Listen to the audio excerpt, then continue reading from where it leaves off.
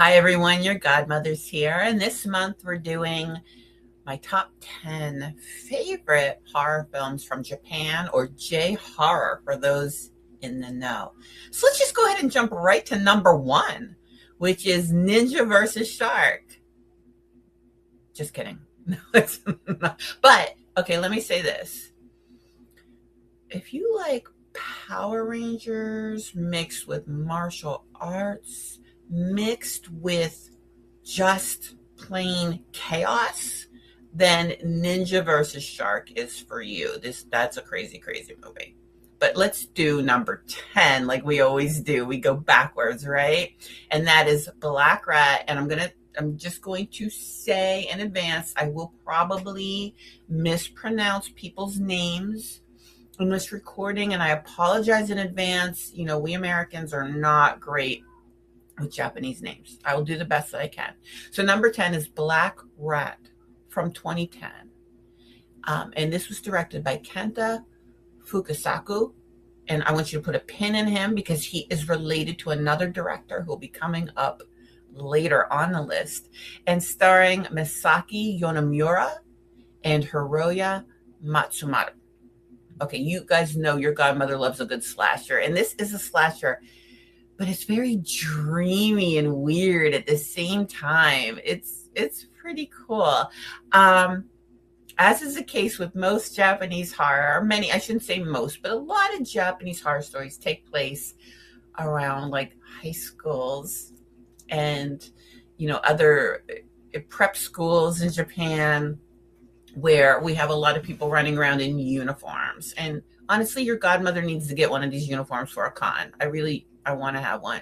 But the way the story begins, we have Asuka, who commits suicide jumping from the roof of her high school. And she's wearing this rat mask that she made.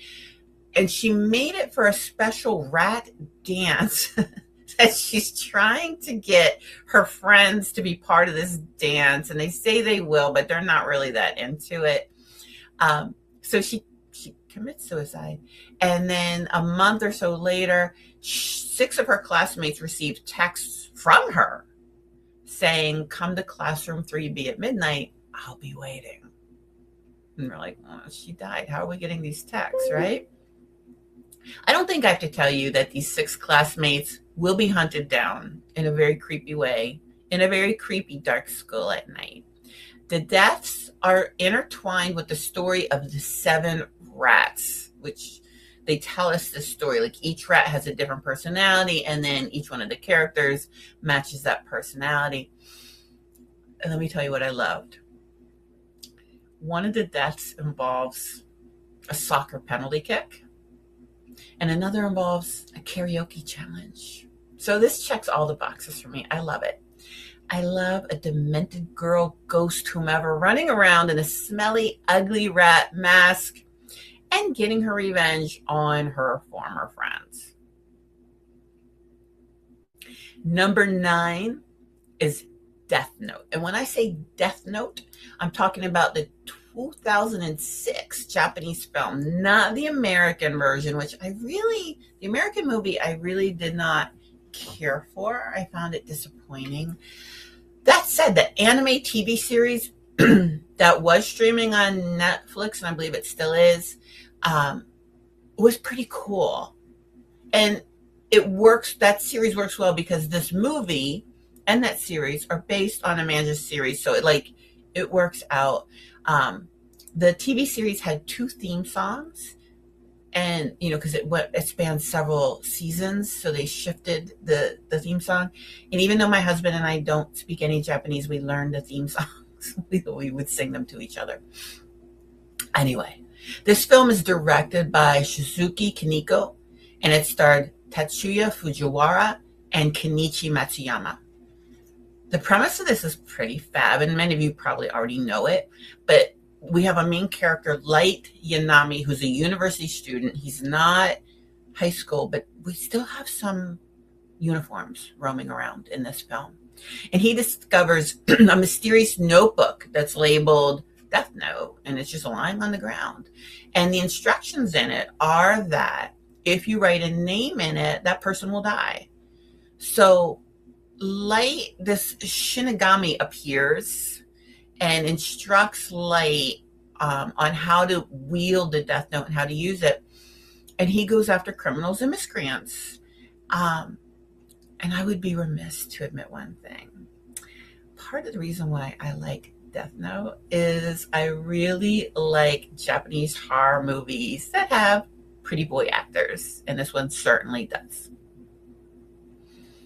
Number 8 is Best Wishes to All from 2023, directed by Yuta Shimotsu and starring Masashi Arafuku and Kotane Furuwaka.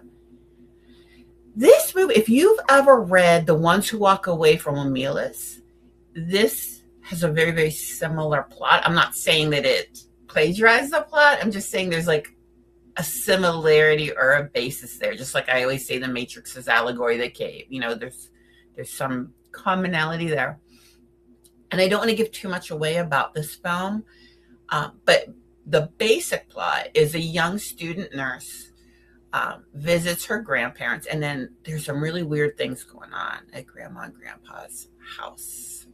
Really disturbing things going on at Grandma and Grandpa's house. And so there is some creepiness to this movie, and there's some gore in this movie, but it's also a real head scratcher. And I watched it and I enjoyed it while I was watching it, but I really needed to step back and process it and let it simmer for a little bit. And I started to think about it through a political and economic lens. So Japan, like those of us in the United States, they had a boomer population too.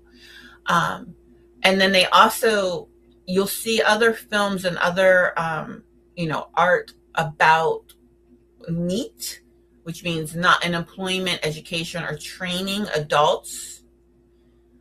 And I learned about this from Alice in Borderland, which is an amazing show. If you want to watch something super cool and with lots of pretty boy actors, Alice in Borderland has that. I highly recommend it. But there's this issue in Japan, just like the United States is facing, where there's going to be this very large older population that will need care. And the question is, who will be caring for all of these people? Like, will you have one grandchild caring for 4 grandparents and supporting 4 grandparents? That seems to be an excessive burden, and it's a real concern. And when I thought about this film through that lens, it made a lot more sense. So if you watch it as sort of a metaphor for that, I think you'll enjoy it even more. Number 7 is Dark Water from 2002. And this is a supernatural horror movie that really I find more tragic than scary. It's really quite sad, but it is filled with a lot of dread. The way it's filmed, it ramps up the dread, which I always like. It's directed by Hideo Nakata and starring Hitomi Kuroki and Ryo Kano. And this is about a woman who she's really trying to restart her life in the midst of a divorce. She and her soon-to-be ex-husband are engaged in a custody battle over their daughter. She's renting an apartment where she and the daughter can stay while she has the daughter. And there's a lot of water stains and dripping water and leaking water all throughout this apartment. And she will talk to the superintendent about it, but nothing ever seems to be done about it. And there's also this red school bag, a child's bag, that keeps appearing and reappearing, and the daughter really wants it, and the mother's like, no, put it back. And they'll put it back and then it'll appear again. So, that's sort of threaded throughout. There is a very famous jump scare scene in this movie, but it's interesting because it's not jump scare like dun-dun with the music or something jumping out at you. It's a jump scare in that what you thought was going on is not what's really going on. And it is well done. Again, I wouldn't say this was the scariest movie I've ever seen, but I really did appreciate the use of dread throughout. Our number 6 is a film that was banned for a time. And it features young actors who later became stars. And if you, like me, watch a lot of Japanese horror films, you will be like, oh, I know that person, because they've had some good careers. And then number 6 film is Battle Royale from 2000, directed by Kenji Fukasaku. So yes, this is the father of the director of Black Rat. And it stars Tatsuya Fujiwara, who was in Death Note, our pretty boy. And it also, Ko Shibasaka, Anna Nagata, Kazu Fukishi, and Renji Ishibashi are all in Battle Royale, and they're also all in One Missed Call, which I know many of you have watched. One Missed Call is a pretty famous film. It's a really good popcorn movie. It did not make this list, but I do enjoy it. It is a fun movie. It's a little too much like The Ring for me to, it feels a little bit redundant or reductive. I don't know of that. So that's why it didn't make this list. But let's go back to Battle Royale. Battle Royale is about high school students, uniforms, where a class is selected at random to participate in a game. But this is no ordinary game. Contestants have 3 days to fight to the death until one victor is left standing. And you're like, so they can just refuse. They don't have to. Oh, yeah. Yes, they do. Because they are given explosive, they have collars. They basically wake up, this class has all been drugged, and they wake up with these collars on. And they're told the collars will explode if they refuse to participate in the game. Also, there are restricted areas that they're not allowed, like they're dropped onto an island. So it's very Lord of the Flies meets the Hunger Games. They're dropped on this island, and there's restricted areas that they're not allowed to be in, and their collars will explode if they're in those areas as well. But those areas keep changing. So they have these maps, and they're like this announcement will come on, like, now your restricted area is, and they're checking their maps and whatever. So it's a lot. This is a wild, wild ride. And as I said, you can see why these actors went on to do bigger and better things, because they're really great in this film. You know what your godmother's going to say. I love when they shove people together and like we see how it shakes out. So you have the people who are like, I don't want to do this. I don't want to kill. You have the people who, now that they have carte blanche to kill their classmates, it's on. So this is fun. This is wild. And I'm glad that it's no longer banned and that we are able to watch this movie now. So number 5 is a found footage film. And that is Nori the Curse from 2005, directed by Koji Shiraishi and starring Jin Muraki and Marika Matsumoto. So what this film is about is we kind of have to like step back a minute. We're told that during the production of a documentary titled The Curse, a famous paranormal investigator disappeared after his house was burnt down and his wife was found dead in the ruins.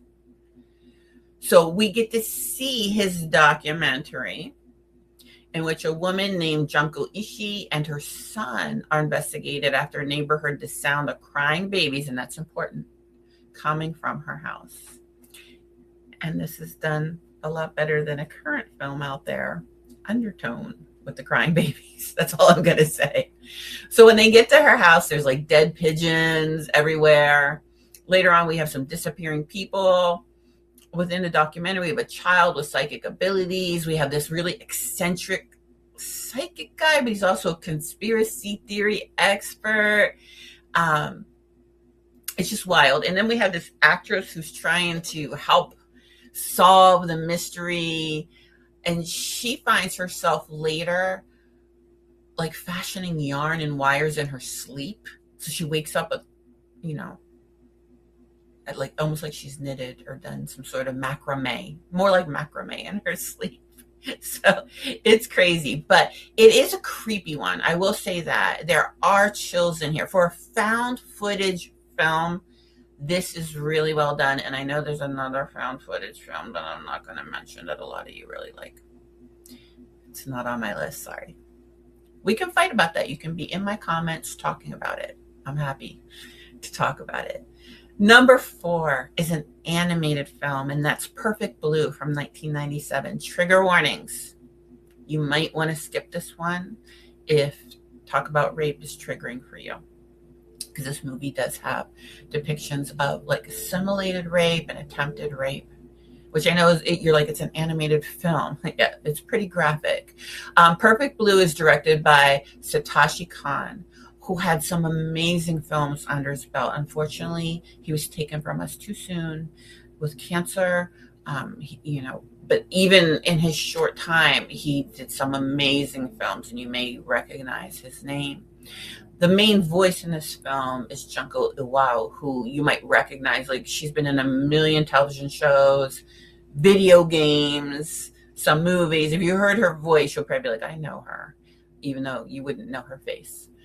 Kind of a cool career, right? To just be able to be recognized by your voice.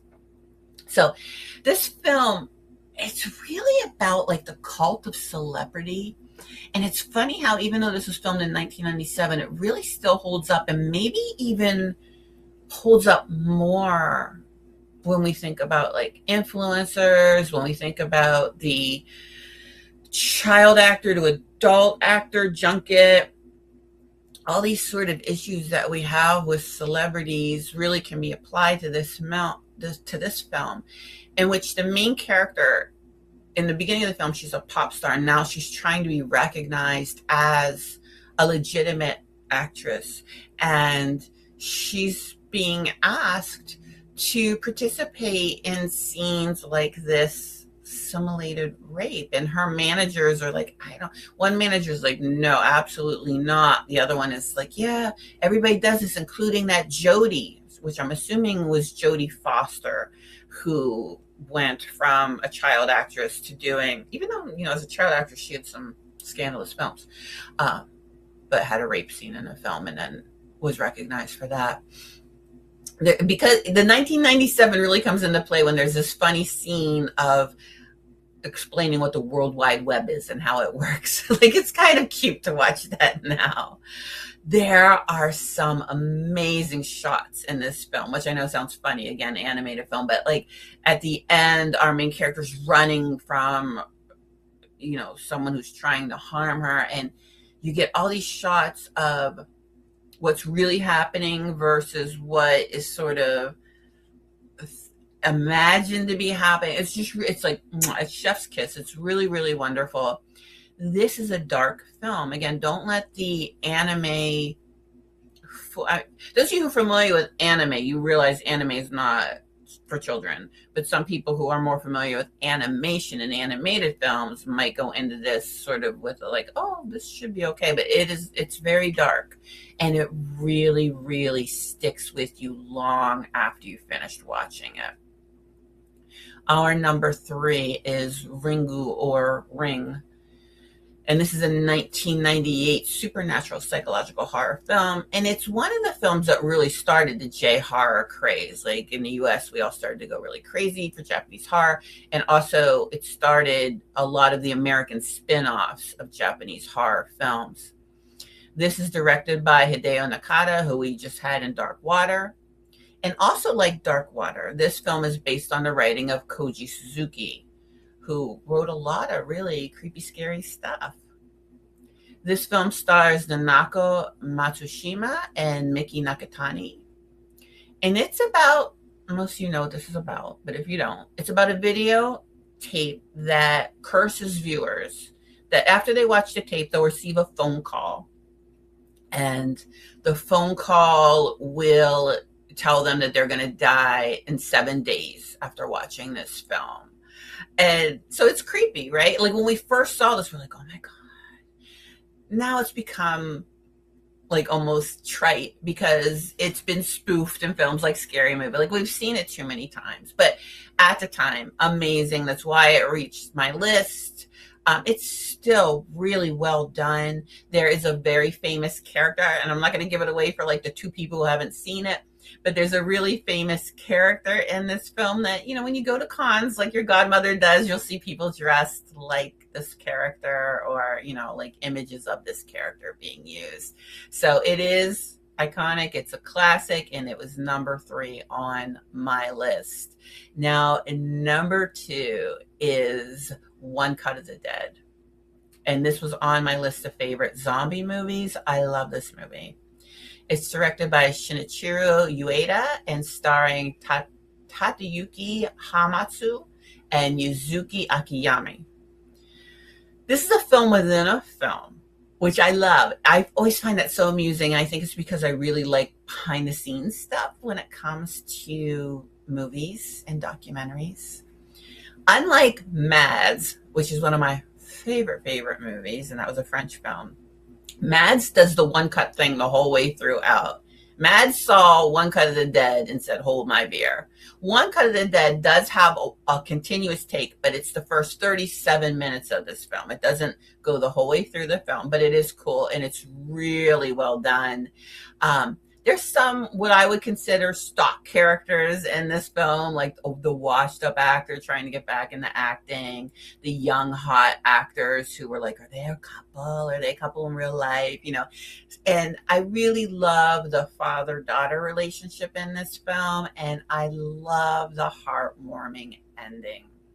Now, number 1 is John the Curse, or some of you call it The Grudge, because that's what the American version was called. But I'm talking about the Japanese version, not the American version. This is from 2000. It's a supernatural horror film, and it's the first in its there is a long Grudge franchise or Ju-on franchise, and they're good. They're good films, but I really want to just talk about this first one, which is directed by Takashi Shimizu and starring Yurei Yanagi and Chiaki Kuriyama. And this movie opens with basically a family annihilator. There's a man who murders his philandering wife. He finds out that she's been having an affair, and he murders her, their son, and their cat. I mean, why? Why the cat? Then he takes off. And then the murder, like its vibes, the actual vibe of the murder creates a curse that infects anyone who goes into the house, and even people who are kind of like adjacent to people who've gone into the house. It's that strong. And there's the man who was having the affair with the wife is also the son's teacher. There's a lot of like inappropriate things there, right? Like, you shouldn't be the teacher of the son of the person you're having an affair with. But anyway, and he's trying to investigate, like, why isn't this kid coming to class anymore? And it goes on. And there's some really good kills. But do you want to know why this is number 1? You want to know why this is number 1? This kid. I don't know how long y'all checked your closets and under your beds for him. I did for a long time. Like, I would be in bed reading and, just trying to get ready to go to sleep, trying to do my sleep ritual. And suddenly this kid would pop in my head, and I'd be like, oh no, he's in the closet. And I would make my husband check the closet. And he would be like, why am I checking for a character? Like, not even a real person. So I'm like, because I know he's there. So the creature design people and this kid, they fully understood the assignment. Like, just him elevates this movie to number 1. So as always, I thank y'all for traveling with me to Japan this month. I love you all. Thank you so much for being here. Next month, new country, new place. Get your passports ready. And if you don't want to miss it, please smash that subscribe button.